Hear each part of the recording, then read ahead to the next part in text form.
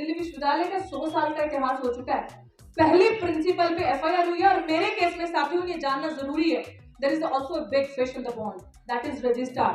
Same FIR registrar पे भी है क्योंकि दोनों ने मेरे खिलाफ फर्जी दस्तावेज बना के कॉन्स्टिट्यूशनल बॉडी है हमारी एससी कमीशन, वहां पे भी यूज किए। तो स्थिति ये है कि अगर आवाज बंद करनी है तो किसी भी हद तक ये जाएंगे। तो मेरी आवाज बंद करने के लिए वो दस्तावेज इस्तेमाल किए और वो सारे पकड़े गए और आपको मैं शेयर कर दूंगी ऐसी ऐसी धाराओं में उनके ऊपर दिल्ली पुलिस, जो कि अमित शाह पुलिस ने खुद चार्जशीट जमा कर दी SC/ST एक्ट के अंदर उस प्रिंसिपल पे, जिन धाराओं में किसी को 2 साल की सजा, किसी धारा में 7 साल की सजा। लेकिन दुर्भाग्य हमारा ये कि ये जाति कभी नहीं जाती और ये सिस्टम इतना करप्ट हो चुका है कि आज भी सिर्फ कि वो उस संघ से है जो आज राज कर रहा है यूनिवर्सिटी के अंदर। अपॉर्चुनिटी के लिए और जितने भी मीडिया कर्मी या जितने भी टीचर्स और हमारे बीच में मंत्री जी भी यहाँ बैठे हैं, मुझे लगता है कि अभी 116 दिन है मेरे धरने को जो दिल्ली विश्वविद्यालय के बाहर लगा है। तो मुझे पता है कि अभी सबको पूरा केस मालूम है। जैसे मयंक जी ने कहा, एडवोकेट मयंक जी ने भी कहा कि एक प्रिंसिपल जो चार्जशीटेड है उसे बचाया जा रहा है हर तरीके से। और मेरी कलीग, मेरी सीनियर माया जी ने भी बता दिया कि दिल्ली विश्वविद्यालय में किस तरीके से धांधली हो रही है, किस तरीके से चीज़ें हो रही है, क्या बोलना है, क्या करना है, क्या पढ़ाना है। इवन मेरे केस में और प्रोफेसर रतन लाल के केस में तो शायद ये ऐसी पर्सनालिटीज हैं जो दलित समाज से आती है, क्या पहनना है ये भी सर मुझे लगता है वही डिसाइड करेंगे क्या पहनना है। तो हर चीज़ खैर वो तो हमारा कोर्ट का मसला है। लेकिन मेरे केस की अगर बात करो आप, तो अभी स्थिति ये है कि जब से मेरा धरना चल रहा है तब से 3 बारी मेरे जज साहब चेंज हो चुके हैं। और वो बहुत फेमस डायलॉग है ना, तारीख पे तारीख, तारीख पे तारीख, और वही मिलती है। और तारीख पे कल भी मेरी कोर्ट में हियरिंग थी और तारीख पे तारीख ही है। आज ये सिलसिला है कि जब आप बच्चों को आउट ऑफ द बॉक्स सोचना सिखाते हो, जब आप बच्चों को इस तरीके से पढ़ाते हो पूरी शिद्दत के साथ, आप हर एक चीज़ उनको सिखाते हो कि आपका विजन कैसा होना चाहिए, आपको क्या करना है और क्या विचारधारा है, तो आपको ये सज़ा मिलती है कि आपको निकालने के लिए पहले तो पूरा तंत्र किया जाएगा। लेकिन हम जैसे लोग जो सब कुछ सह रहे हैं यूनिवर्सिटी में रह के, और हमने अपने प्रोफेसर्स को देखा, क्योंकि हम इन लोगों से सीख के, आई थिंक मेरे मुंह में तो जुबान और मुझे तो बोलना, पढ़ाना और पढ़ना भी मैंने प्रोफेसर रतन लाल को देख के ही किया है। और मैं आपको ये चीज़ इसलिए बता रही हूँ क्योंकि आज आप लोग यहाँ कवर कर रहे हो, आप लोगों के बच्चे कल उस यूनिवर्सिटी में आएंगे जिसमें हमारा ये हाल हुआ है। जब मुझे कपड़ों पे टिप्पणियाँ करनी, पहनावा कैसा है, पढ़ाने पे टिप्पणियाँ करनी, तुम बच्चों जैसी दिखती हो, तुम टीचर जैसी नहीं दिखती, इस चीज़ पे टिप्पणियाँ करनी। और मेरे बच्चों को जब स्टाफ रूम के बाहर एक दलित महिला टीचर प्रोफेसर अगर पढ़ा रही है तो स्टाफ रूम के बाहर अगर बच्चे आ रहे हैं तो पूछ रहे रितु मैडम कहाँ है, रितु मैडम कहाँ है। ये मैं आपको सत्य बता रही हूँ, ऐसा शायद किसी प्राइमरी स्कूल में भी नहीं होता होगा। तो one of the prestigious university में ये गंदगी होती है। तो जो टीचर्स हैं एक माइंडसेट की, एक क्लास की, और खासकर प्रिंसिपल, वो ये कोशिश करती हैं कि ये कल की आई लड़की और ये दलित समाज से लड़की और इसके मुंह में जुबान और बच्चों के बीच में इतनी पॉपुलैरिटी इस टीचर की, किस तरीके से इसके बच्चों को बताया जाए कि ये जो मैडम की तुम बहुत पॉपुलैरिटी समझ लो, ये मैडम किस जाति से आती है, ये तुम्हें पता चलना चाहिए।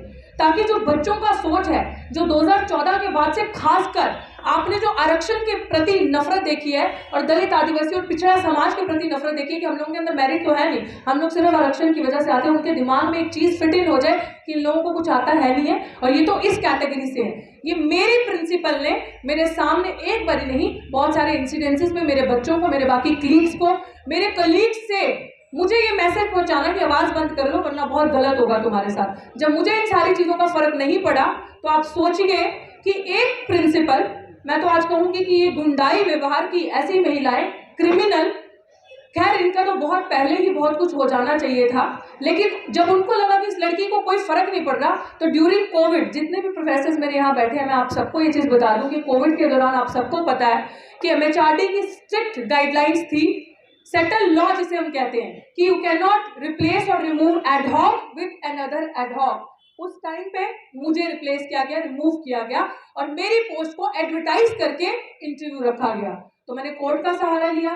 कोर्ट का जब सहारा लिया तो कोर्ट में आप सबको पता है कि एक फर्जी जो चिट्ठी लगाई गई, उस एक्शन को जस्टिफाई करने के लिए कि अब निकाल तो दिया, अब कोर्ट तो नहीं सुनेगा ना आपकी बात कि आपने किस चीज पे निकाला, without memo, without show cause notice, without complaints.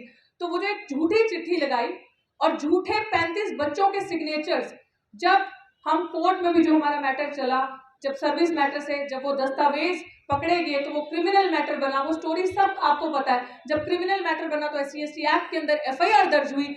आज ये स्थिति है कि SC/ST एक्ट के अंदर FIR तो हुई, दिल्ली विश्वविद्यालय का 100 साल का इतिहास हो चुका है, पहली प्रिंसिपल पे FIR हुई है। और मेरे केस में साथियों ये जानना जरूरी है, there is also a big fish in the pond, that is registrar. Same FIR registrar पे भी है, क्योंकि दोनों ने मेरे खिलाफ फर्जी दस्तावेज बना के, कॉन्स्टिट्यूशनल बॉडी है हमारी SC कमीशन, वहां पे भी यूज किए। तो स्थिति ये है कि अगर आवाज बंद करनी है तो किसी भी हद तक ये जाएंगे। तो मेरी आवाज बंद करने के लिए वो दस्तावेज इस्तेमाल किए और वो सारे पकड़े गए। और आपको मैं शेयर कर दूंगी ऐसी धाराओं में उनके ऊपर दिल्ली पुलिस, जो कि अमित शाह पुलिस ने खुद चार्जशीट जमा कर दी SC/ST एक्ट के अंदर उस प्रिंसिपल पे, जिन धाराओं में किसी को 2 साल की सजा है, किसी धारा में 7 साल की सजा है। लेकिन दुर्भाग्य हमारा ये कि ये जाति कभी नहीं जाती और ये सिस्टम इतना करप्ट हो चुका है कि आज भी सिर्फ कि वो उस संघ से है जो आज राज कर रहा है यूनिवर्सिटी के अंदर, उनकी विचारधारा आज राज कर रही है यूनिवर्सिटी के अंदर, इसीलिए एक क्रिमिनल को प्रोटेक्ट किया जा रहा है।